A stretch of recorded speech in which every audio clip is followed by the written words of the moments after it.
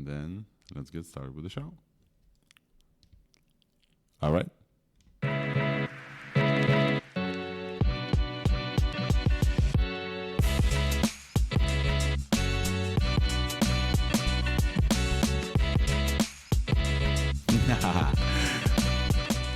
Welcome everyone to ThursdAI.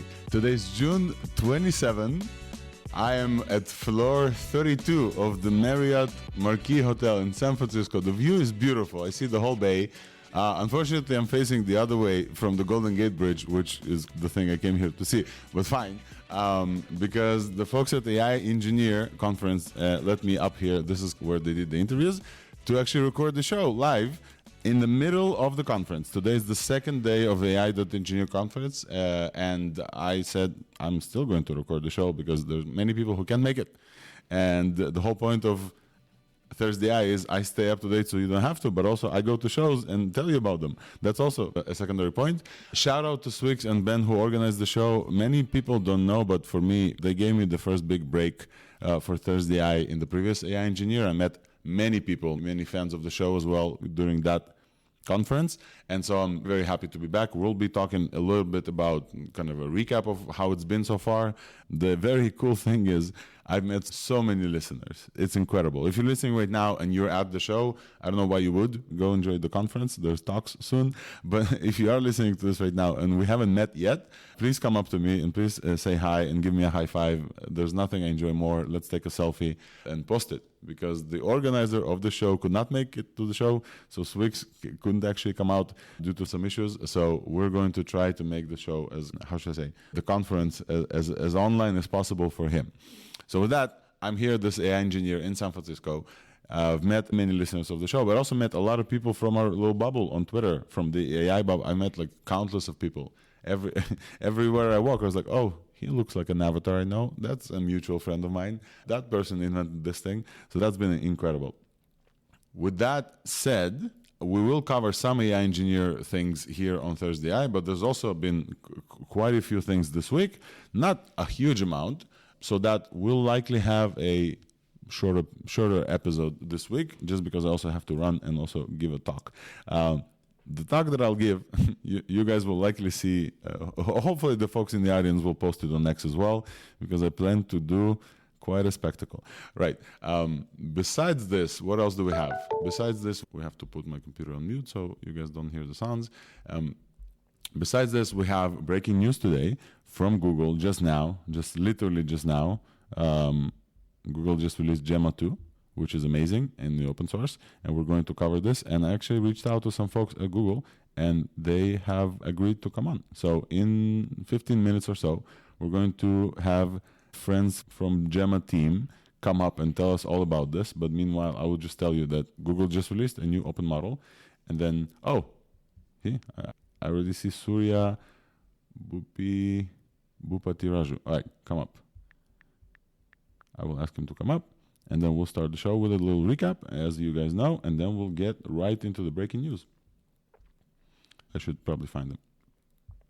But we also have a bunch of other news as well. Hugging Face released a new leaderboard. All right, I think I'm already doing kind of the TLDR, so let me just make sure that I'm setting up our guests, and then, there's our guest. Hey, Surya, welcome to come up. I'll invite you to speak. And also at the end of the show, closer to the end of the show, we'll also have an interview with Ethan. Ethan, I've met during the speaker dinner at the AI Engineer, because every speaker got a present. Every speaker got a hardware device that listens to everything you say. One of those, you've probably seen them around. And so I've been wearing one of those throughout the conference. Ethan is one of the co-founders of the company called B Computer. And we're going to talk about B Computer with Ethan, because I've been wearing one and I've been very excited. If you follow me on Twitter, you probably know I posted a very excitable tweet about this. I will just do a quick sound check with Surya before we start with the TLDR, and then we get to the interview. Surya, can you unmute and just say hi to the folks super quick? Hey everyone, can you hear me okay? Yeah, we can hear you fine. Awesome. So we'll get to chatting with you in just a little bit. I'll do a quick recap of everything that happened this week, and then we're going to get to the breaking news with Gemma. Right, let's go.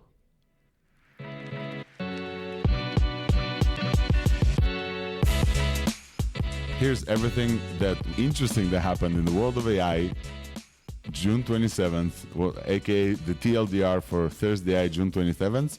And of course, we're going to have to talk about AI Engineer World Summit, the best AI conference probably in the world. Yeah, probably in the world. 2,000 AI engineers, the best conversation happening in the hall, but also multiple tracks, and everybody and their mom probably sponsoring all of the big foundational labs.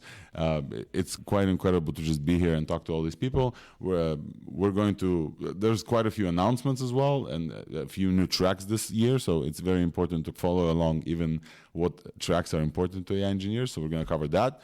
In the area of open source, I think the breaking news that we have, and we're going to have Surya here to talk about, Google just released Gemma 2. We're going to cover all of the details here as well. Additional thing in open source, Hugging Face revamped completely their LLM leaderboard, open LLM leaderboard. For a while now, the old benchmarks were gamed and leaked into other models. And so for a while now, people didn't really know what to do with that open LLM leaderboard. If you guys remember, we've been over-focusing on that, and then other leaderboards came on, LMC Serena, etc. And so now Hugging Face decided to actually revamp this and introduce new benchmarks, and there's some movements in those. And obviously, we report on open source LLM, so we're going to cover the new LLM leaderboard from Hugging Face as well. Mozilla announced something super cool. Mozilla's back. I don't know if you guys remember, we talked about LlamaFile. Justin Tooney builds a one-file binary that can run an LLM on any platform. It's called LlamaFile. And they also came to AI Engineer and announced on stage a Builders Accelerator for Mozilla AI. So we're going to cover this as well a little bit. That's in the open source. Then moving on to big companies and APIs, we have a few updates here. One of them is Sony, Warner, and UMG sue Udio and Suno for copyright infringement. We're going to briefly mention this. Yeah, I see Wolfram is giving a thumbs down. I agree, but we'll have to at least mention this. It's really funny because they include example songs that they've prompted super precisely to resemble existing songs in the wild. They don't sound like that to me, but I'll play you an example, and we're going to talk about this. Then, also from Google, also incredible, Google Chrome Canary behind the flag is now running Gemini Nano, which is absolutely bonkers. It looks incredible. I've seen an example somebody posted on Twitter, and we're going to talk about what this means for the open web, for web developers, for running on edge too cheap to meter intelligence, and I think that's going to be super cool. I'm hoping by then our co-host Nistan will join, because we love talking about on-device intelligence as well. Anthropic Claude has not been resting in the laurels of releasing Sonnet 3.5, which definitely became the best model out there, and everybody's like switching to that.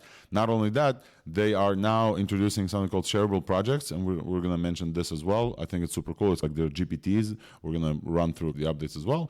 And OpenAI released a update to the release schedule. They didn't release the voice mode. They released an update to the release schedule of the voice mode that they've announced to undercut Google before Google I/O. We're not going to get this until fall, but some people got this, and I have a video demo for you, and it sounds super cool, so I'll play this for you as well. But yeah, most of us will not get this until fall, which is unfortunate. However, we'll see. AI art and diffusion, I think, is our last category. FAL, our friends at FAL open sourced Aura SR, which is a 600 million upscaler, which is great. And shout out to the open source efforts from our friends at FAL. And then we have an interview with Ethan from B Computer, and we're going to talk about hardware, AI, personal devices that know everything about you. And I think that's most of everything that we have to cover today. Today the show is going to be today the show is going to be shorter. And with that, I think we'll start with open source. Let's see if I have my buttons correct.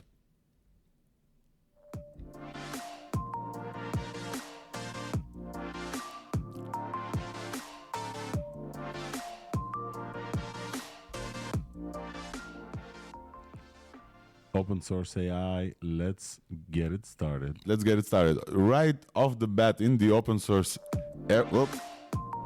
Sorry, working in travel conditions, still getting used to the hardware. Right off the bat, in the open source category, I think the most important thing that just happened, just literally as it happens right now, the folks at Google just released Gemma 2. I think the announcement was actually happening during Google I.O. So I want to introduce a new friend of mine, Surya. Welcome to the stage. Feel free to unmute and introduce yourself. I think this is your first time on ThursdAI, maybe your first time talking live, I think you mentioned also. So feel free to unmute and introduce yourself, and then let's dive into the juicy details of the model you just released. Hey, thanks for having me. No, I appreciate it. This is indeed my first time on a live. But yeah, hey everyone. My name is Surya. I'm a research engineer at Google DeepMind. I've been here for a few years now, but most recently been working on Gemma 1 and Gemma 2. And most of the time, I would say I touch a fair number of things, but I would say most of my time is indeed spent working on post-training. But yeah, we are absolutely thrilled to be releasing Gemma 2 today, both the 9B and the 27B, releasing the pre-trained only models as well as the fully post-trained models as well. So yeah, super excited about it. The tech report is live. A live demo is available on aistudio.google.com right now. And there's a bunch of other surfaces that the model is available now. If you look on Hugging Face, on Keras, on Kaggle, these things should be, I think it's on Olama as well right now. But yeah. Wow, even really Olama supports the release right off the bat. That's incredible. Yeah, right off the bat. Tell me about the pre-train and post-train thing. I missed that. Could you repeat that for clarity for folks? What does that mean for folks who don't get that part? Yeah, absolutely. We could imagine that language model training is done in roughly two steps. One is pre-training, and this is the part of model training where it's fed with internet scale data on the scale of trillions and trillions of tokens, and it's initialized from scratch. And this is the part of the model training where we could imagine we're feeding it the most knowledge about everything on the internet we can find. At this point, the model is trained, usually it's trained mostly on next token prediction, but as you'll see in the paper, we do things a little bit differently. And it's really meant at this point to imbue the model with as much knowledge as possible. At this point, the model is not that fun to talk to. Its goal is to complete sentences in the way that it's seen on the internet. And usually the following phase that follows is called post-training, where we fine-tune it to answer questions, to chat with you, to do all sorts of tasks that we find useful. And usually people just release, let's say, just the fine-tuned models because they are indeed the end product that most people will end up using. But the reason we're releasing both, and we did so for Gemma 1, and many other model releases do as well, is that people can fine-tune on top of the pre-trained model to be exactly whatever they want. Maybe they have a whole database of internal documents, of internal QA, and they want to fine-tune it specifically on that. But they could also fine-tune on top of the already fine-tuned model. So the reason here is that the pre-trained and post-trained models are both interesting model artifacts, and they represent almost like stage 1 and stage 2 of model training, which I hope it finds a lot of interesting use in the research community or people in general. So yeah, we're releasing both today. Yeah, the fine-tuning community absolutely loves base models, and I think some even get disappointed when only instruct models get released because instruct models include some specific data that companies, maybe even proprietary data that there is now then impossible. Maybe this leads me to the next question. Could you speak about the license that Gemma models carry with them? That is a great question. So I think in Gemma 1, we released a certain license that was like, you can use it pretty freely, but there were some, initially at launch, there were some custom things about saying that we can't, like if we use it somewhere, I think it has to be mentioned by Google or stuff like that. Basically, there was a bit of a hiccup with the Gemma 1 license. I think it was a bit more restrictive than it needed to be. But while I haven't looked at the licensing terms too closely for Gemma 2, it should be freely usable by a lot of people. I forget if folks are allowed to use it for commercial purposes, but one should read the fine print for that. But it is indeed an open. They're totally free. People should download them and do whatever they want with them. The cool thing in the live show with an audience is that we can just ask somebody to just go and check super quick because it's probably somewhere in the release. So if somebody does know, please leave us a comment so we'll be able to actually mention this online. So let's talk about some of the training. So obviously we know that training and the experiments, that's the IP of some of the companies. So maybe there's stuff that you cannot go into, but from the stuff that you can get into, can you talk us about some of the specifics of training these models? What from the technical release that you did, what's special about them? How did they achieve this performance? Maybe we can also go into some of the performance stats as well if you're into this. Yeah, maybe, in fact, the performance stats are something to headline first. To me, having worked on post-training mostly, one of the most exciting stats is indeed the LMSys Chat Arena scores. In our paper, a few days before launch, we submitted it for anonymous private evaluation, and we asked LMSys to use a random name, and they picked I am a June chatbot, or I am also a June chatbot, and it went live, and we got back initial results. And if you look at figure 1 in the paper, you'll see that Gemma to 27B sits above the 70B Instruct Llama 3. It sits above Nemotron 4, the 340B from NVIDIA, above Sonnet, etc. Wait, just 1 second. You just said, and I just want to make sure that we're not skipping over this. Gemma 2, 27 billion parameters, sits above Nemotron 300 or something parameters. Is that, I heard this right? That's correct. Wow. Yeah. That's incredible. Just a wee little 27B. Yeah, it's now, I would say, at least according to LMSys, probably the highest scoring open weights model right now. It's above Llama 370B, it's above Nemotron 4 340B. Now, granted, I want to caveat this with, there's lots of different sections in the chat arena. There's hard prompts, there's multilingual performances, longer prompts, prompts less than 5 tokens, etc. Mm-hmm. But so far in these initial, and votes are still going in. So if you look at the paper at figure 1, you'll see the error bars are a bit wide. This is mostly because we're still collecting votes. This confidence will go up as more votes come in. It might shift by 1 or 2 places, maybe even 2, 3. But right now, it's pretty exciting that we basically sit a little bit below Gemini Flash and a little bit below Yi Large. It looks, but yeah, sitting solidly. Sitting just below Gemini Flash, which I'm assuming runs on multiple TPUs somewhere in servers and somewhere in the Google world, with a model that the next thing about this, I think, is it's optimized to run on a single machine, right? Like a single GPU. Could you talk about this? Yeah, it really is designed to run inference pretty efficiently at full precision, by the way, on a single cloud TPU host. It was one of the things that we really wanted to make sure that people could run.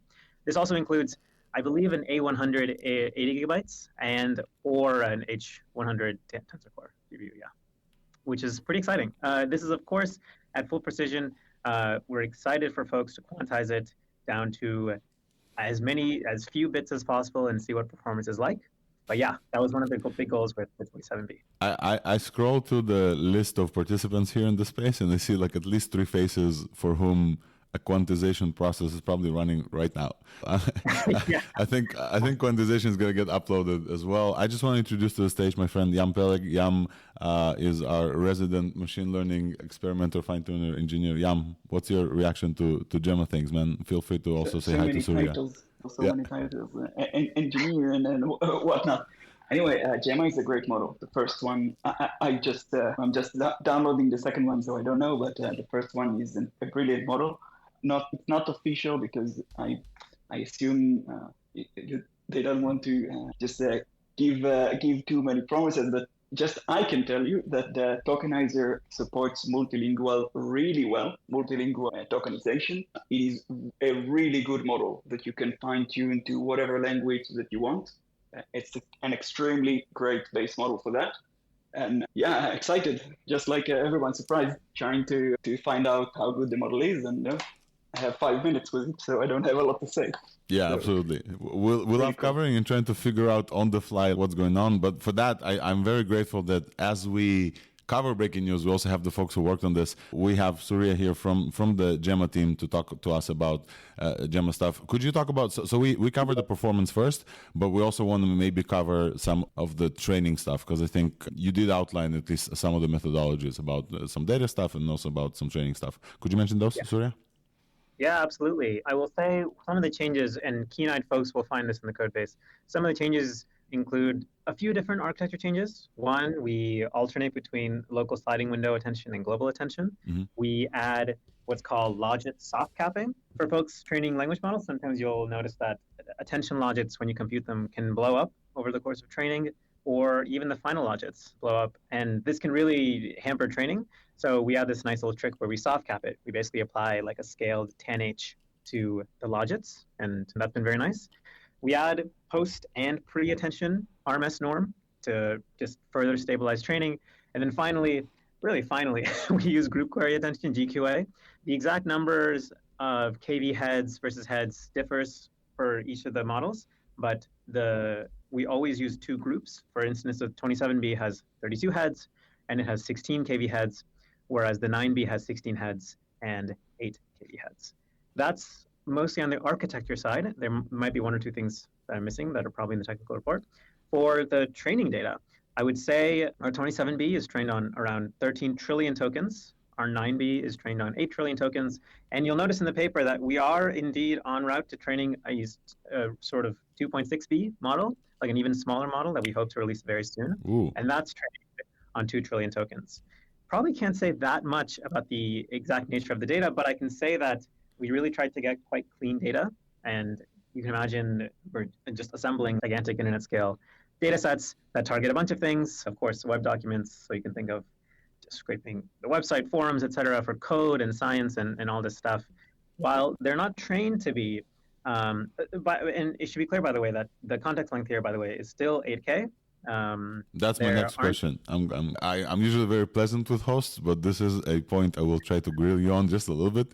Yeah, go for it. Tell me, please, how come Google is giving me I got access to, thanks to Logan, I got access to 2 million context window for Gemini, which is, I have no idea what to do with 2 million. And then why is there such a discrepancy between kind of the smaller context windows in the open source that you guys release, given that, and I think some people in the audience already asked this question as well, given that some open source models already give us 128K, for example, which people do use? It's true. It's true. It is perhaps the most striking feature about it in my eyes. We're hoping to extend it by a little bit. 8K is what we could manage for now. And we do indeed know that inside Gemini, we can do much more, obviously, but we're trying to just balance what we should release and what we can feasibly train on for now. I think everyone should expect longer contexts soon, but for now we have 8K. There are also even post-hoc methods to extend this. If people have heard of long extend, etc., there should be ways to easily extend this, but we haven't tested it. And most of our training was indeed done at 8K, but perhaps all I'll say now is more to come soon. All right. Yeah, I love that. I love that answer. I think this is a good kind of like summary. I will just say, first of all, Surya, thank you so much for coming up, and kudos on your work. We love open source here on ThursdAI, and I really appreciate when folks who actually worked on this get the recognition they deserve. So shout out to you and your team for releasing Gemma. It's quite incredible to see like open source and open weights coming from Google. We really appreciate this, but also the fact that you guys are open to talk about this. Gemma 2 is now available on AI Studio, so folks can just go in there and just play around with this and test it out. You don't have to download anything. It, I'm assuming, runs in full precision, because why wouldn't it? Why would you quantize on your own stuff? We also confirmed, thanks to Akshay, that the license is commercial use allowed. I also double confirmed this through Philip from Hugging Face. The model is also available on Hugging Face. It has one-click deployments to Google Cloud from Hugging Face as well. And I think we've talked about pretty much everything. Surya, thank you so much for hopping up. It's really been a awesome pleasure to have you on and discuss the technical details. And shout out to your team. Anything else you want to add to folks in the audience while you're here? I just want to say thanks for having me. We will be on all the social medias and Reddit and Y Combinator, everything all day. Please tag me or anyone on the team in Reddit or Hugging Face forums or anything. We will be looking at everything, and we want to see what works and what doesn't, because we definitely didn't cover it all. Please let us know, and we will work hard to make it better. 100%. So folks in the audience, feel free to give Surya a follow, and then some other folks from the team as well. Ask them questions. They're going to interact with the audience. This is the first piece of news. Gemma 2 dropped, and we're very excited to converse about this. And I think in the area of open source, and similar to this area, we're going to continue naturally towards the next topic of a conversation about Hugging Face LLM leaderboard, because this model has been tested with LMC Arena privately, but also is going to probably end up on the on the LLM leaderboard. And Hugging Face just announced a recap or a revamp of the LLM leaderboard, and we definitely should cover this, because for the longest time we've been looking at that for our open source news. We've been looking at which model or which merge from the fine folks here on stage. Lian was there, Jingyang, we're going to get to in just a second, because that makes very good news for you guys as well. And Mazi, you've been up on that leaderboard as well. So, and we're going to expect Gemma 2 up on that leaderboard. The Hugging Face leaderboard for a long time was the place to go and see open models. And for a while then, it's, I don't know, the metrics, the benchmarks, the evals on which the models there were tested already started leaking into data sets, and people started overtraining on them. And Hugging Face decided to do something about this. They decided to release LLM Leaderboard V2, basically a revamp of the open LLM leaderboard, place for us all to know which models in the open source are the best models. As we've been talking for the past maybe 5 ThursdAIs about different model benchmarks and evals. We've talked with Mix Eval Crew. We've talked with Big Bench, Code Bench. We've talked about Live Bench. We've talked about multiple other ways of evaluating these models in the open source, and Hugging Face also now gave us a little bit of a change as well. So what does this mean? This means that there are now 6 new evaluations that the models are running, including a new method of queuing up. So far, and yeah, maybe you can talk about this, but so far I think it was first come, first serve, right? You will just upload the model and then they will just put it in a queue, correct? Yep. Mm-hmm. And then there was a queue, and if there is when there is compute, they just run you. And then people could have uploaded like a bunch of models as well. They didn't have any kind of methods of cleaning up or anything like this. And I think there were limits. There were limits. Oh yeah. I don't know. I don't remember the actual numbers, but there were limits for a set amount of models every week or something, and it limits you. But yeah, people did get to these limits every single week. Yeah, it was uploaded a lot. For sure. And so people could have uploaded just any model. So I think the first change is like worth noting is that there's going to be now a popularity contest. They noticed that model relevance is important. Many models that are uploaded to the arena for evaluation, many models weren't even downloaded afterwards. So like people would upload them just to see, and then nobody would essentially use them. So they have a voting system now, which folks like us could say, I don't know, if Yam has a new model, or Yang releases a new Quen model, for example, or Mazi releases a new merge or a new fine tune, we can come here and say, hey, I just released a new model, go upvote, so it will get a preference. So there's going to be a new voting system to get those models into the leaderboard, which I think is interesting as an experiment. We'll see how it turns out. But I think the most important change is the new metrics. They are no longer doing the previous metrics that they did, which was, I think, ARC, MMLU, Vino Grande, HelloSwag, GSM 8K, and Truthful QA. We know that a lot of them are not that great. We know this. MMLU came out with MMLU Redux, MMLU Pro. We covered this. GSM 8K leaked into multiple data sets. And then I think, who's that? I think was that Scale that came up with GSM 1K that they didn't then release to make sure that the models are actually not leaking. And then they saw differences in performance. Here are the new evaluations. First of all, the one we covered, MMLU Pro, Massive Multitask Language Understanding, the Pro version. This is number 1. This is a refined version of the MMLU dataset. This is the one that we're going to be looking out for, MMLU Pro score. And I think that the industry will align towards this. New models will start releasing. Hopefully, we'll start seeing MMLU Pro scores versus just MMLU like we've been reporting so far. Another one that I saw recently from Claude Sonnet 3.5 actually is GPQA, Google Proof Q&A benchmark. GPQA is an extremely hard knowledge dataset where questions were designed by domain experts in their fields. So like PhD levels in biology and physics and chemistry, like folks like this. And all of those folks are getting around, if I remember correctly, I think around 65% on average. Like human experts get around 65%. I remember this because we covered this in the last show, that Claude Sonnet actually beat the human expert average and got, with some tricks, to 67%.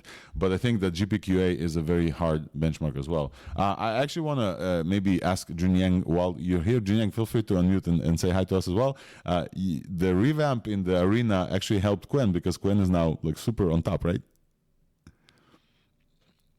Yeah, very happy that we come to the top of the new leaderboard. Yeah. Which just means that like the models that you put up. So first of all, we knew that the Quen models are great. So shout out to you and the team that worked on them, obviously. But the fact that after the revamp of the arena, now the models are again at the top, it just means that with the harder benchmarks, the models are still outperforming. So even better.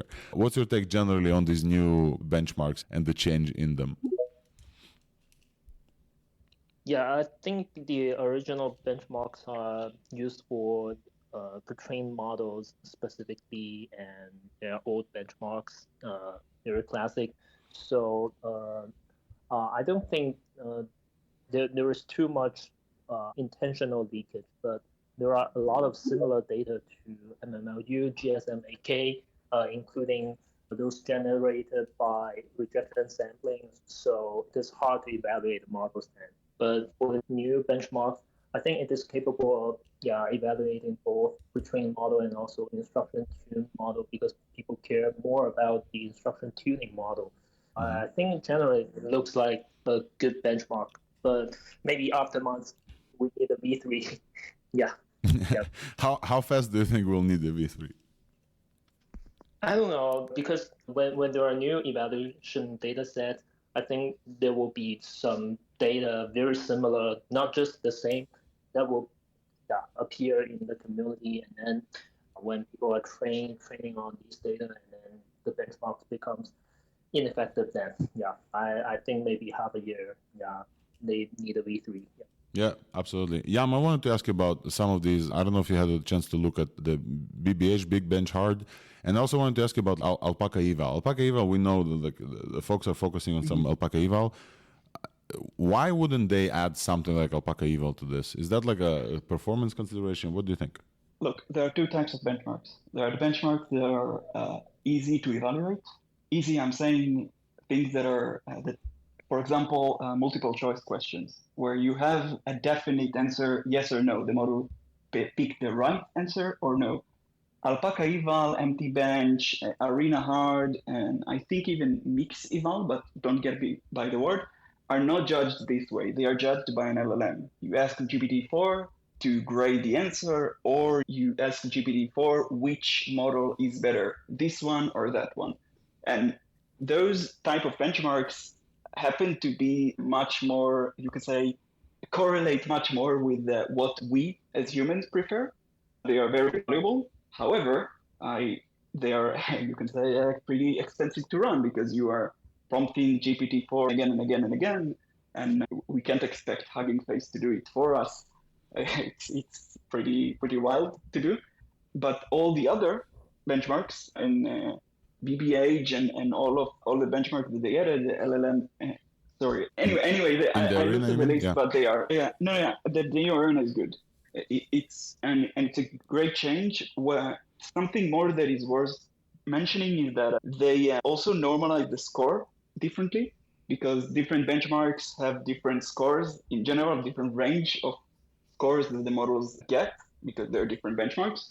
On the previous arena, the scores could have been skewed towards benchmarks that are just, in general, the average score is higher. So the score was a little bit skewed. Here, it's a really nice change that they normalize each of the scores to the actual benchmark ranges to make sense. So the score that you're getting reflects a widely how good your model is on all the benchmarks altogether. It's a really good change. If you're looking for one, just TLDR, it's a really good change. And shout out to especially when absolutely it's an expensive thing to run all of these models on all these benchmarks. Absolutely, shout out to Hugging Face. They also reran all of the models already, so they burned I think they mentioned like a crazy number of GPUs that they burned just on rerunning everything on top of. So just executing this change is an expensive deal for Hugging Face. So shout out to everybody who runs this LLM, like Open LLM Arena. We really love it. We visit it every day. Like all of the folks here on stage are checking this and are very happy. So shout out to the folks who work on this. Just super quick, Mazi, what's your take on this new arena? I know you maybe have some models that were bumped down in scores, because I saw some merges went down maybe. What's your take? I still don't have any model on it. It's still in the queue. But I would say, I love it, because the evaluations and the benchmarks are just modern. The previous leaderboard was really for completion-based model. There were no multi-turn, chat templates, none of those things. Now the more modern models like Qwen 2 are coming on top. So I really love the fact that they really added so many benchmarks, and it is expensive. It's going to take over 12, 14 hours just to do a 7B model on 8, I think, H100. They did say they burned 30-day worth of H100 just to put all the models that we've known and fall in love with them, so you can quickly go there and see what's what. That is a beautiful work they've done. Even though they use the cluster, it's a research cluster, they use it for a lot of good things that eventually come and become open source. So that's really great that they could share that cluster. And they said they're gonna share the code so we can run some of those evaluations exactly the way they do it locally. So we can compare how the model is going to go up and down. But I'm really excited about it. I'm really excited about it because it's just a new way of understanding how these things work, because it's not just being top or bottom. It's about what does it mean if this model is great in one and not in the other one, right? Where can I use it? How can I use it? How should I merge it, right? So it just brought a lot of new opportunities and new ways of finding new models. And I'm really grateful for them spending resources, especially in the middle of everything they do with the visual LLM and audio and everything else that they're working on currently. Absolutely. I want to just mention this. Yam, you mentioned this, but you used the word that maybe people didn't click with me, but now I think I get what you mean. Normalization. The average went down. I think the average in the previous arena was around like 80 or something, right? Breaking 82 or 83 average. That was the goal. And I think models were getting closer to that like number. And now the average is like the top model, Quen 2, the best model right now gets 43.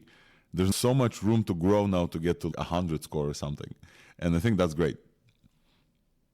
Yeah, look, the thing is that then it's multiple benchmarks that are different. That's the thing. So if you I'm trying to open the previous leaderboard here just to give you an example. But anyway, I'll leave it. What I want to say is that you have benchmarks like MMLU, which in general is harder than other benchmarks, just because there are so many questions and it's so wide, so it's harder to get high scores on. And then you have benchmarks that are, you could say, smaller. And on average, even smaller models, less capable models are in general just better at it. Yeah, normalization, the scores towards the actual, for each of the different benchmarks, so they're all being in the same range, it's a really good trend because you're actually measuring how good each of the models with respect to how hard the actual test is. So yeah. All right. That's amazing. Yeah, that's amazing. All right, folks, I think we've covered the open source stuff. The only one other thing I will mention is that Mozilla just announced their Builders Accelerator, and the theme is local AI. They're giving 100K non-dilutive funding. So if you're working on anything, and many people here are working on like cool things as well, and this is like your company, and your focus is local AI, which is we've been talking about local AI for a while. Mozilla will fund you, and it's super cool to see them coming out of the shadows as well. They're also supporting Llamaphile from Justine Tooney. Her talk at the AI Engineer Conference was a keynote talk, and we've talked about Llamaphile before. Justine Tooney is like this incredibly cracked engineer that contributes kernels into Llama CPP and makes Llama CPP 20% faster. So shout out to Justine just for the incredible work that we've seen, but also the fact that Mozilla is now supporting this and is focusing on local AI and is giving back to the community is great. I think it's great, and like Mozilla has been always known for open source support, and we love this. And so if you're into this and you're building something or a company or etc., Mozilla will support you. So check out the Builders Accelerator. I think you just Google this. I'll add this to the show notes as well. I didn't want to like not mention this because I think they mentioned this on stage at the Engineer, and I thought it was very important. I think now we're going to move on towards the big companies and LLMs, and then we're going to have a chat with Ethan. Ethan, before we move on, just can I ask you to unmute and just say hi to the folks super quick, just to also mic check. Hello, can you hear me? Yeah, we can hear you fine. So awesome. We'll now cover a few more stories, and then we're going to do an interview with Ethan from B Computer. Look forward for that because it's super cool, and I get very excited when I get to test new hardware that I got as a present. So that's going to be awesome. So moving on to big companies, LLMs, and APIs, I think the first thing we're going to have to cover, we got Claude Sonnet, if you guys remember, as breaking news last week. Literally like an hour before the show, we got Claude Sonnet 3.5, and then we all started like scrambling how to play with this. And super quickly after that, I think during the show even, it's starting to dawn upon us that this model was probably better than anything else like that's out there. It's been a week now. I think it's confirmed. Wolfram, I want to tap you on the shoulder and pull you in here, man. And I want to see if you had a chance to play with Claude Sonnet, and what is your take on this? Oh, definitely. It is definitely my best model I've ever used, I can say. I have been using GPT-4o since its release, and as soon as Sonnet 3.5 came out, I was switching to it, and I didn't even have to run my benchmarks because I was using it just at work and privately, just all the time, all day. And I love it. And it's cheaper than Opus. It's better than Opus. It's cheaper than Opus. I love it. My favorite model of all models. That's great. We've seen multiple benchmarks even on the same day. If you folks follow the newsletter, by the way, if you don't follow the newsletter for ThursdAI and you're like, oh, I'm listening to a live show, there's also a newsletter. Many people told me they don't even. I've met multiple listeners during the AI Engineer Conference, and I showed them the QR code to sign up. There's like, oh, you have a newsletter? Yes, folks, there's a newsletter. All of the links are there. I'm trying to summarize everything. So if you miss anything, you can just like scroll. You don't even have to listen. You can just scroll and click on the links. The previous newsletter, I did like a recap of all of the new benchmarks that we've talked about and some other ones. So folks like Big Code Bench, if you guys remember, we've talked with, I want to say Terry Yu from Big Code Bench, and we also talked with folks from MixEval. Was that Jinjini from MixEval? All those folks super quickly, they promised us faster pipelines, and so they super quickly retested on Claude Sonnet 3.5. And so before the folks at the arena started even like waking up, we already got like 3 hours into the release of Claude Sonnet, we already got a confirmation that model slaps basically. And since then, we got confirmation from multiple folks. Simon Wilson, who just gave a keynote, and the engineer, like a great dude, great friend as well. I think all of us started playing with this as well. And then Arena caught up. Arena showed that Claude Sonnet is not actually outperforming GPT-4 on the overall, but is outperforming GPT-4o on the code and I think Arena hard, something like this. A great model as well. Anybody else here on stage wants to maybe comment on the Sonnet release? Feel free to raise your hand and tell me if you've played with the model this week and you have any kind of interesting insights into it. And if not, we can cover the next thing.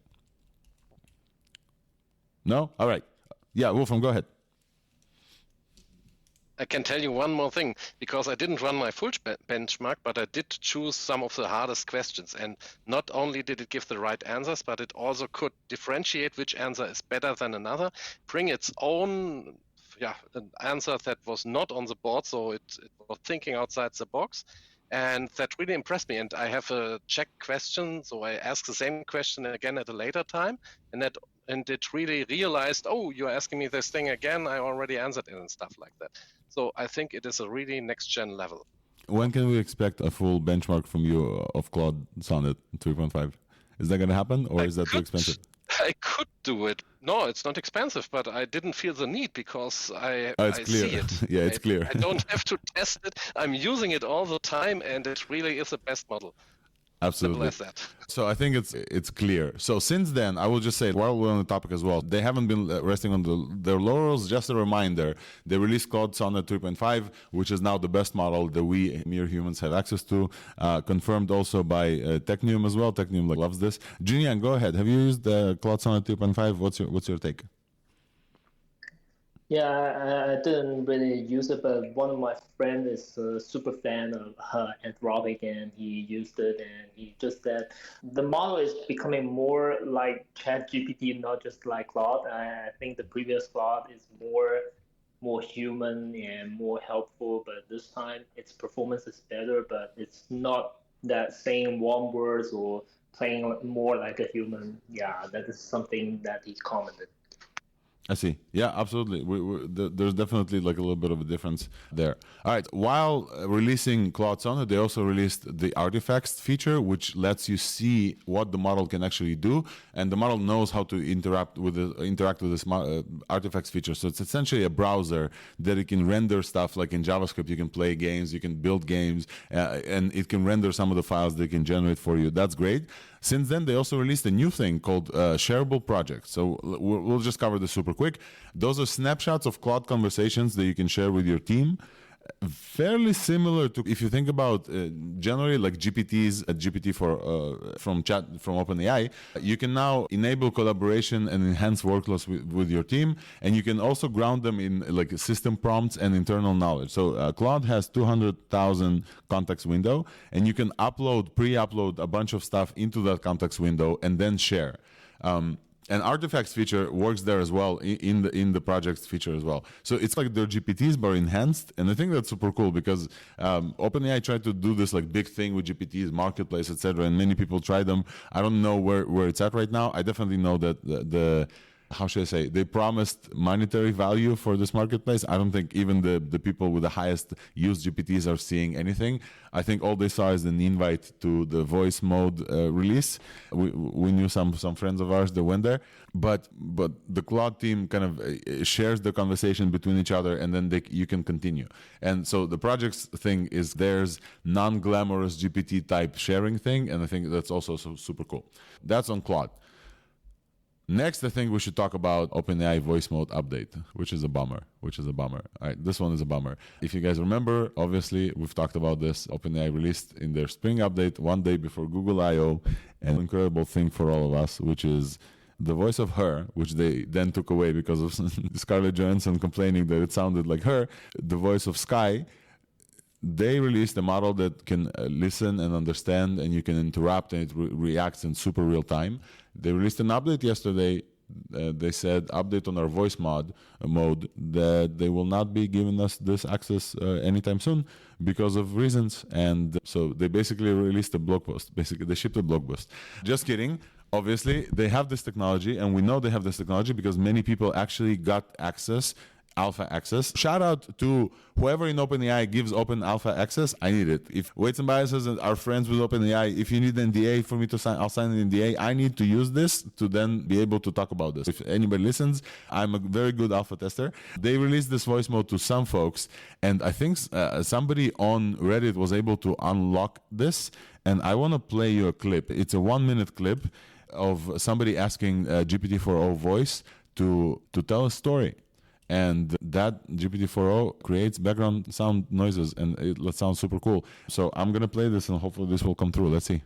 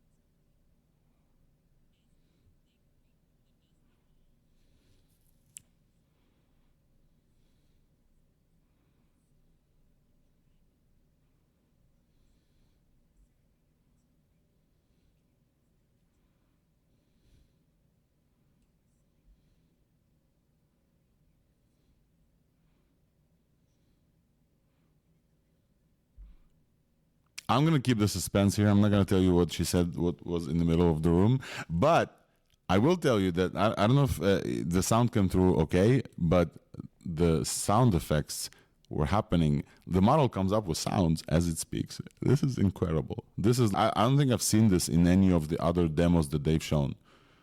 And I'm just blown away. Like I figured that it would be able to do this, but also I noticed some different intonations. I don't know about this voice specifically. I don't know about its use of the word stupid, but I think it's quite incredible that now folks are getting some early access, alpha access to this mode. And unfortunately, we only get this in the fall, maybe if ever. But shout out to, hopefully OpenAI will give some of us a faster preview. So that's an update about OpenAI's voice mode update. The next thing I want to cover so we have two more things to say, and then we're going to chat with Ethan about B. The next thing I want to cover is that Google Chrome, the browser that many people, like most people use in the world, has now built-in AI. That's super cool. I don't know if you guys saw this. They announced this in Google I.O. I briefly mentioned this in our Google I.O. recap. And then since then, they actually shipped this. So Google Chrome Canary, which is a a early beta version or alpha version of Google Chrome that you can install separately from your Google Chrome. Behind feature flags that you can enable has now a Nano 1 and 2, like two versions of Google Gemini Nano, 4-bit quantized 1.8 billion and 3.25 billion parameter models that you probably download with your browser, and they get fairly decent performance relative to Gemini. You enable the feature flags, and then software developers can just write something like a piece of code that's like window.ai that create text session, and you get a response from an LLM. And there's an example of somebody in a tweet that posted, they just built a very simple text box that they type, and as they type, it auto-completes whatever question there is in the text box, which we know is possible via APIs that you hit with OpenAI and keys. The problem with all those things, and also we know is possible because our friend Zenova from Hugging Face built Transformers.js, which lets you, any developer, basically build with LLMs on the edge in the browser. And that requires your user to actually download big chunky files. That requires the user, every user that comes into your website downloading, 800 megabyte files, cache them, etc. So it takes a while. This is built into the browser. So every user with this version, and supposedly the way Chrome works, every user after they release this in the main, Chrome release, every user will have this, depending on hardware restriction, of course.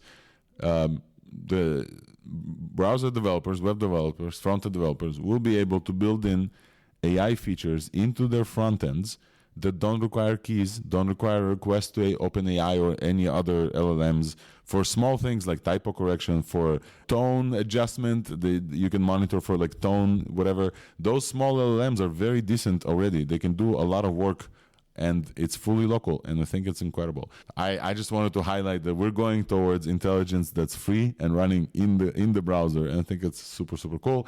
I wanted to hear from folks here. Maybe Jun Yang, do you have any comments about AI runs in the browser in smaller models on Edge? Yeah, I may have some comments about small models on it. I think people can think about how to make more applications for smaller models on the cell phone stuff.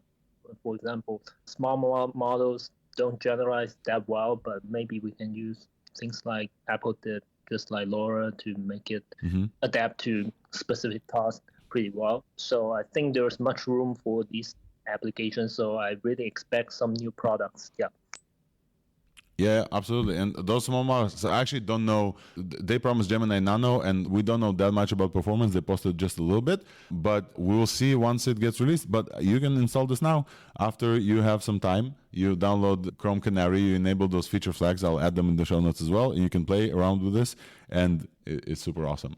Right, folks, I think that the last thing we should talk about is getting sued. So UMG, Universal Music Group, Sony, Warner, and all of these folks have sent 2 lawsuits to Udio and Suno separately, and also to 10 unnamed individuals who apparently have helped those companies scrape some of these websites or Spotify or something like this.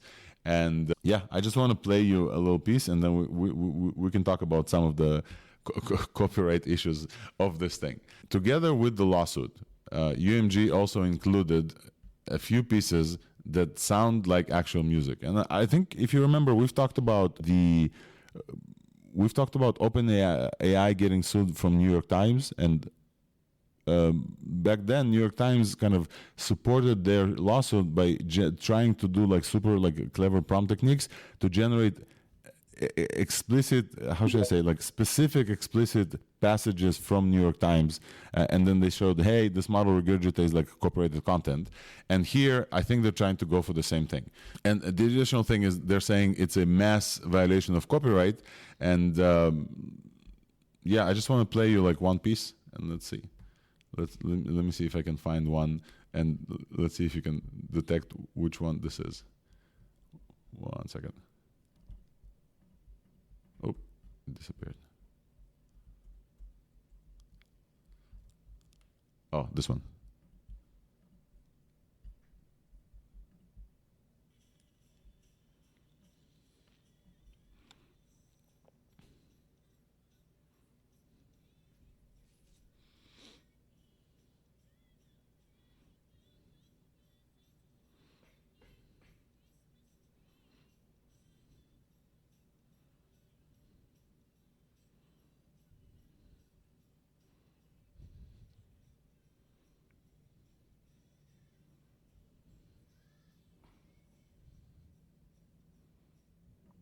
All right, we know the song. The song is very familiar to many people, but also this is not the exact song. Let's not get over our heads. I don't think it's the exact song, but I think there's no doubt that both Udio, Suno, and whoever else have trained on massive libraries of data. And I think the question there is whether or not this is fair use or not fair use, and this will be answered in courts. Folks on stage here, any comments on this lawsuit or the attempts of the dying music industry to not be dying anymore? Wolfram, I know you have some comments. Spicy maybe, but feel free. It had to be expected that the old, I don't want to say school, but the old thinking will fight the new stuff. They always did it. They did it with MP3s, and they are doing it with AI now, fighting to have their old business model relevant in the future, when we can have created music depending on our own tastes, and we don't need them anymore, actually. So of course they are doing it like that, but it's important to clear it up what is behind it. But it's not the artists; it's just a big corporation that is, subjugating the artists in the end. And now they are trying to get more money from AI stuff. I'm not fond of it. Not fond of it. Yeah, absolutely. We'll see. I think, like you said correctly, they're fighting it until it's impossible to fight anymore. And then they joined, like with MP3s, like with streaming. And now everything is streaming. And I actually think that licensing will come. We're actually seeing this on the same day that OpenAI just announced a collaboration with Time. And they're like 100 years of history of content as well, which we know that OpenAI scraped all of those 100 years of history, OpenAI and everybody else. So the collaboration is very interesting as well. And I don't know if this is an attempt to take those services down or just to shake them for money or what, but it's very interesting as well. Mazi, go ahead, and then we'll move forward. Yeah. Just quickly, I want to say I do have artists, creative people around me. They're small individuals. They make a living out of what they make, and the AI coming, generative AI, is a bit scary, but at the same time very welcoming. At the end, it's really about the balance between advancing technology and respecting copyright, and which one should be sacrificed for the other one in order to create and continue. So all the artists around me are also embracing the Gen AI in order to create new content and new types of copyright based on what they're creating by AI. But what is mostly very giant corporations or group of companies that they just made a lot of money by misusing these artists, actually. How many lawsuits we have between the artists and singers and musicians against these big companies and the big labels. And I really hope at some point we don't set precedent in those courts and give them the winning, because there's going to be very hard to reverse those rulings. I really hope that the courts take their time, the judges take their time, really think it's true, because these are the first ever, right? So whatever they decide is going to stay there for a long time, and it's always going to become part of the, like a Wikipedia, we set the precedent here because there was a law versus stuff, right? So I just want to mention that at some point we really have to mention something has to be sacrificed against the other, like a greater good, and then it's going to bring more innovation, more creativity, maybe different or maybe the same, but it is what it is. Really have to move on.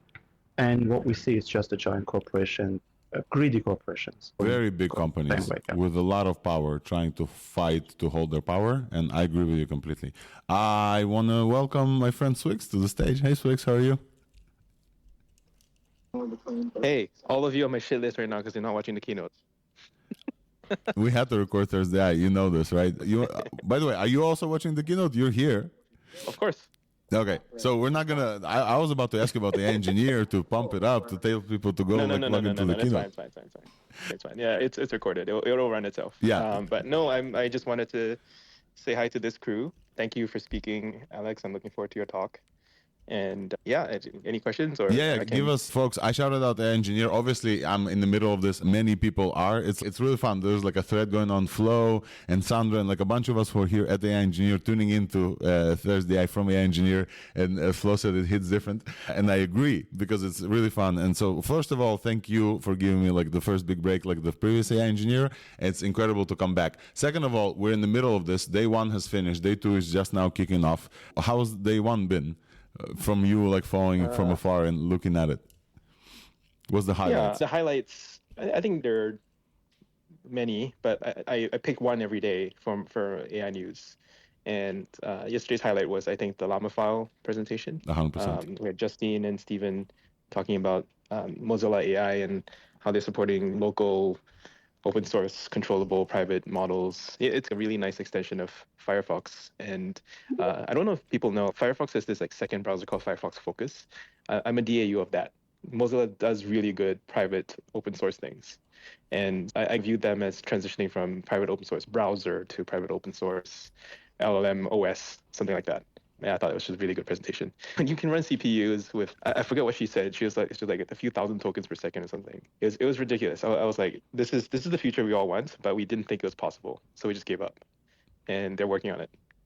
I absolutely got floored by Justine's presentation. I knew about it, like we've talked about Llama before. I met with Michael Tsai and Stephen Hood like even a little bit before, so I expected this, but Justine's presentation was just complete, like mind blown. For folks who have no idea what Llama is, it's a one-file executable LLM that runs on any platform, CPU or GPU, and has a bunch of like incredible like speed optimizations. Nistan just joined the stage. Like we've talked about Justine contributing back to Llama CPP, and she's I casually wrote like 54 hardware kernels to make this thing go brr. And I think it's just like incredible. And so to have her on stage, see the stage presence for those folks and Mozilla's support was just great. So I agree with the highlight. I'm looking forward to the highlight of this one and looking forward to contribute to the highlight of this day. Yeah, and then there's many other stuff. On my end, I've seen a lot of the keynotes. For example, spreadsheets are all you need. We're the only conference that can host a talk like that. He's your competition for speaker that wears a costume.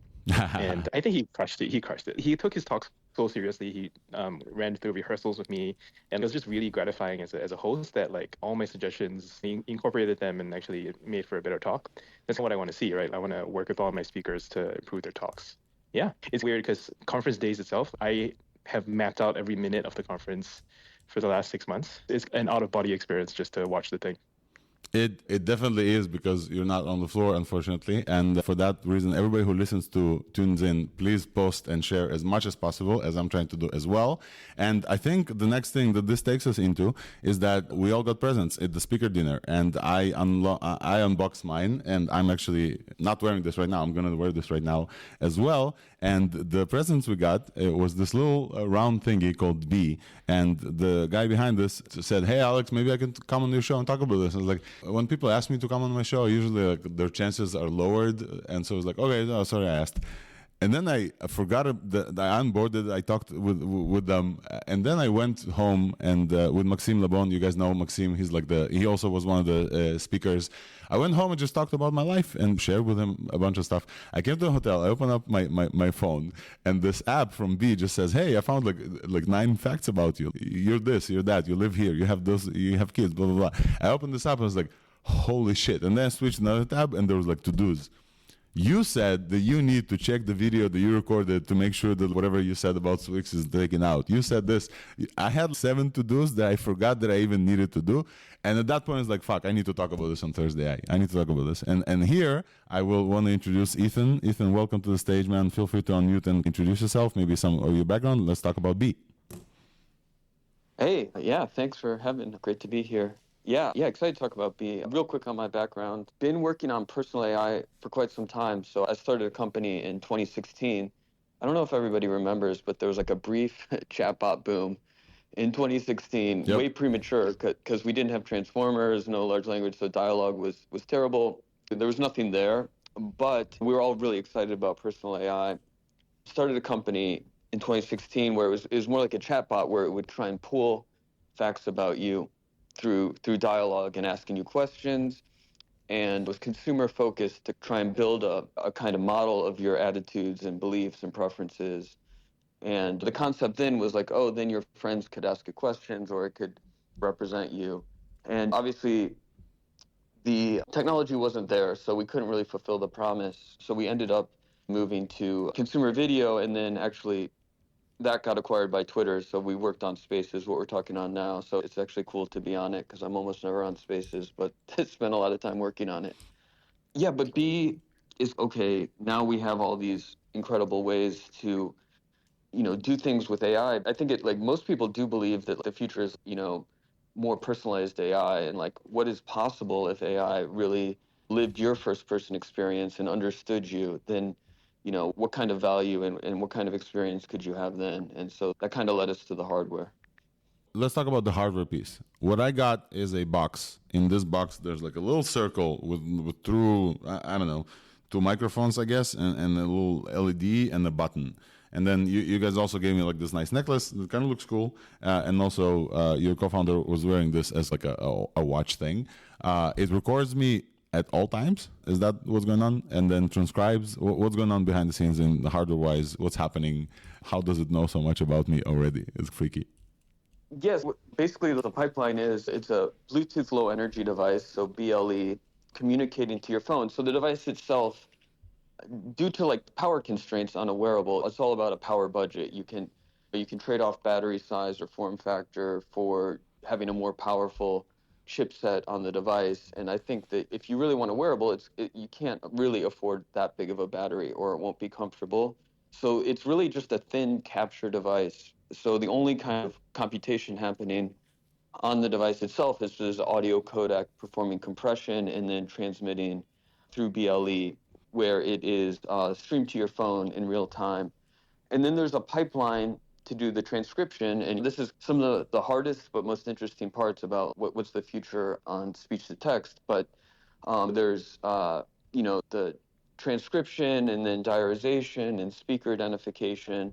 So basically trying to take the audio, convert it to text, identify the speakers, identify you, and then running inference on it to try and extract, stable, salient facts about you. And it's a very simple approach right now. So we worked a lot on like knowledge graphs in the previous company. And I still think right now simpler is better because you can get a long way with that. And then, building a knowledge understanding of the user, and it's through speaker identification, trying to focus in on you and learn and become, really an expert about you.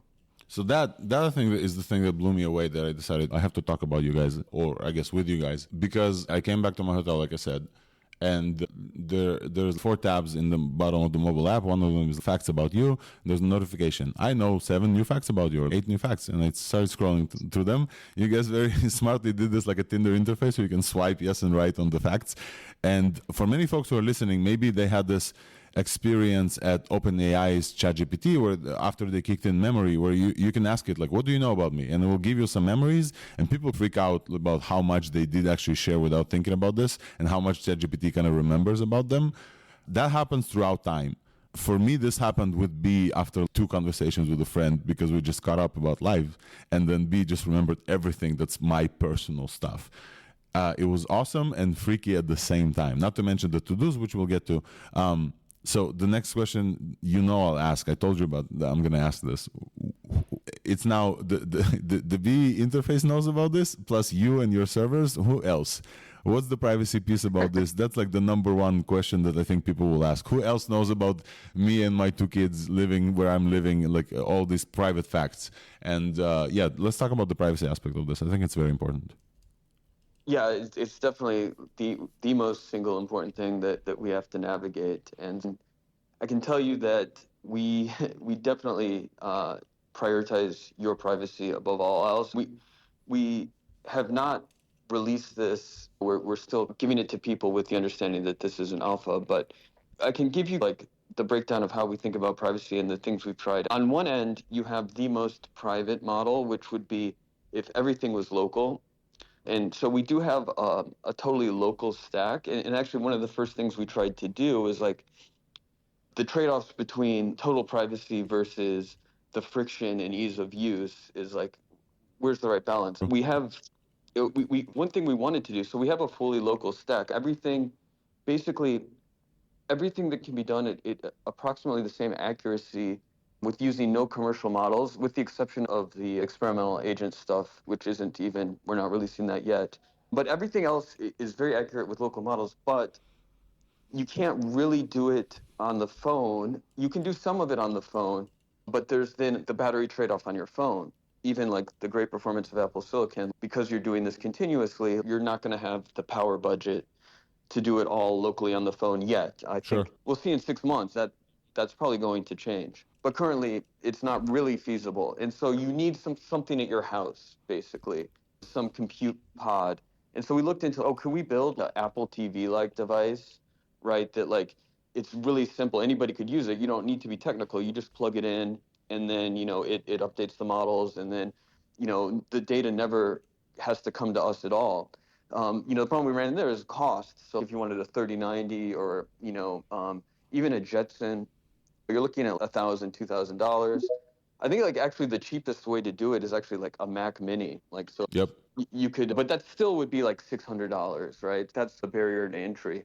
But it's actually something we're still considering. If we can figure out how to get that price down, we could offer it so that, hey, you just plug this device in your house, you connect it to Wi-Fi, and then you have control, and data never comes to anybody else. So my own private cloud, like similar to what Apple just got announced for theirs, but like specifically in my house, and the data sits and kind of runs on my machine. That's you're saying that's an option that could alleviate some of the privacy pains that people will have right now with how it currently works.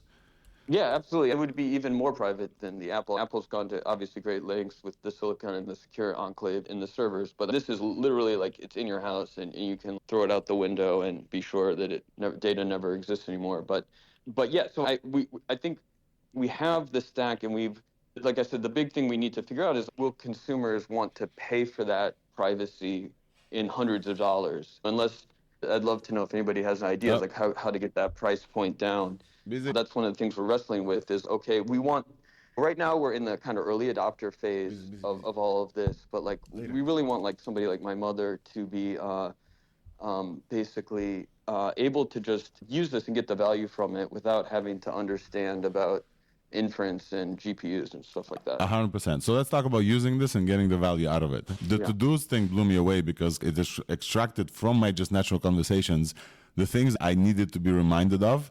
And that's like semi-proactive, and that's pretty cool because I could just like talk to myself. You guys are wearing this, like I'm assuming 24/7, and you are okay with recording 24/7. I already noticed a change because I was wearing this, and in the morning I was like, I can just talk out loud about the stuff that I need to get done that day and get like a reminder. Tell me about some behavioral changes that happened to you and Maria, your co-founder, while wearing this like all the time.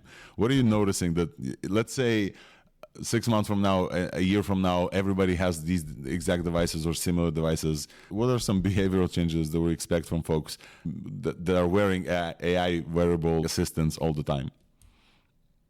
Yeah, I think that they're like the base layer of just the memory component, and the proactive things like to-dos are like the foundation of what's really exciting. It even goes beyond that, and even more proactivity. Currently, we use computers by pulling from them. We have to give a command and then we get the output. But I think more and more, not just with B, but around all our interaction with the computer, it'll be more like, because they're just with us all the time and ambiently around us, they'll be able to appropriately push information to us that we didn't even request, but that we would want if we thought about it. And one of the things that is most exciting to me is like, again, on giving every user a personal AI that understands them and lives your life together with the AI, is then being able, the AI to be able to do things for you. And you'll be around later, and I'll love to give you the demo of the agent piece of it. But the thing that I use, because I have it on my account, is that we gave the AI its own phone. I get everything done on my phone, but now my AI has its own phone to do things for me. And because it has the phone that's logged into my apps, it gets notifications from all my apps. So like when I'm walking around, and like my co-founder Maria sends me a message, my AI will in real time see the notification and then decide, based on what it knows about me, is this like something I can help with, and is it important enough to interrupt Ethan and ask? And she'll send me a message and I'll be like, Maria's asking for this. Do you want me to go to the email and send it to her? And I can just say yes, and then it spawns its agent to do that. So I think, yeah. That piece I haven't been able to test. How does this AI getting access to my phone? Tell me. I'm on the iPhone. I'm assuming you can't like jailbreak my iPhone and run this. How is this happening technically? This is highly. It's actually, I'm really pleased with the accuracy. The reason we haven't released it, and this goes back to privacy and security, is that we take that very seriously. I have an infant security background, and I won't ask anybody to log into their accounts because we have to maintain a session state to actually do things for you until I am extremely confident that it is secure. We actually hired the guy who first hacked DJI, and so we're doing kind of pen testing now on it, but it's not complete yet. So until that's done, I won't even give it to beta testers. I'll give it to you with some test accounts. But the way it works is we have an emulator platform where we can have a really high density of Android emulated phones in the cloud. And basically then we have a kind of an agent executor that can then drive these phones. So if I'm logged into WhatsApp or Gmail on the phone, on my AI phone, then it can go and do that without actually interrupting my phone. So I can continue to be using my phone. But yeah. I mean, thinking about this, I have friends who have been successful in their lives enough to have an EA, and pretty much the same thing happens. Their EA logs into their accounts or gets a credit card access on a different device completely. So this kind of tracks. All right, Ethan, I think I will keep playing with this. I just want to say, some people are asking in the audience already, like, how are they going to be able to play with this? What are you guys' plans? Like, when are you releasing this? Where can they play around with some hardware? And I think I have one last question after this for you. But like, where are you guys at the journey? When can they test or play with this, buy this, purchase, whatever is going on with B Computer right now? Yeah, we don't want to. We want to obviously make it the best experience possible before we take people's money. We have more devices here with their people at the conference. Just tell them to DM me. We'll be happy to give them one. I think soon, very soon, probably July, we'll have kind of a more production version. Amazing. So folks that listen to ThursdAI, listeners right now, if you DM Ethan, or you can DM me and Ethan, let's say, and say that you tuned into the live show and you would like to maybe beta test or alpha test this device. I think folks need feedback. And there's a lot of feedback to give, because I think there's some stuff I ran into, obviously. It's not perfect. Nothing is perfect in this world.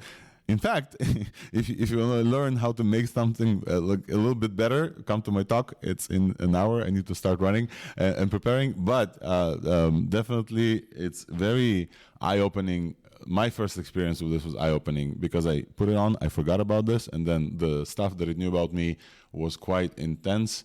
And having it actually do stuff for me, which is I haven't yet tried it out, is probably the next thing I would expect from an AI assistant. So Ethan, thank you for coming up, and thank you for giving me the opportunity to test out this device. I've tested 2 others. This is my last question for you. I tested 2 others. One of them got like horrible reviews. They released too early. They charged a lot of money and then charged a monthly fee. We're not going to name them. I was very excited and unfortunate that it didn't work out. And the other one is a beautiful orange, bright orange doorstop that I haven't even recharged. What will prevent you guys from this fate, you think? Just obsessive. Like I said, we're not taking pre-orders, we're not selling them until we know that it's like providing the value. And that's where all you guys come in, is help us find the killer use case, help it be valuable to you. And I think we're gonna try our hardest to make a great experience and make you want to have it, and so that it's valuable to you. And thank you for your feedback, and shout out to Swix for the great conference, but also providing great feedback and being a big supporter of this emerging space in general. 100%. Ethan, thank you for coming up. Folks, thank you. I think this is the end of ThursdAI for this week, a little bit shorter, an hour and a half. I want to thank, obviously, Swix for having us over here at AI.engineer, and also everybody else for the organizer of this amazing conference that's now going on still. So I'll let everybody else go and enjoy the rest of the conference. I want to thank my co-hosts here, Jan Peleg, Wolfram, Raven Wolf Nisten, who came up, Mazi Panahi. We had also Junyang Lin from the Quen team. We also talked with, sorry, I forgot the name. Apologize. Let me see. We've talked with Surya from the Gemini team, the Gemma team, about the release of Gemma 2 from Google, straight off the press, hot breaking news, which I love, absolutely love. And then we also covered the new hardware device that I got to play with, AI hardware device with Ethan from B Computer, Ether Sutton from B Computer. And this was a great show, folks. Thank you so much for tuning in. This was probably the shortest one.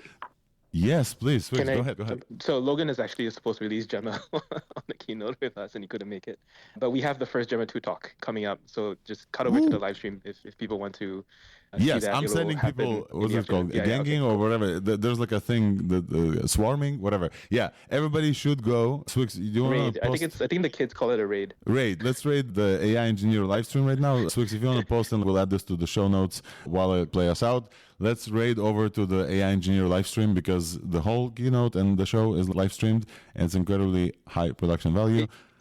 Gemma 2 and GPT-4o are not even keynotes. Just for scheduling issues, we had to squeeze them in towards the end. So just watch the rest of the day.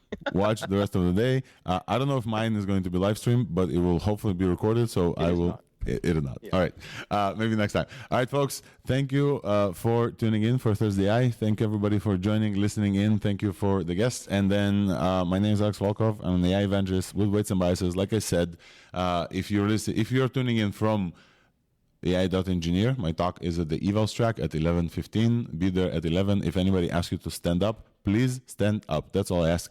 Thank you so much. This has been the show for this week, and we'll see you next week, which is going to be Independence Day. So we'll see how we'll figure that out, but it's going to be fun. Cheers, everyone. Bye-bye.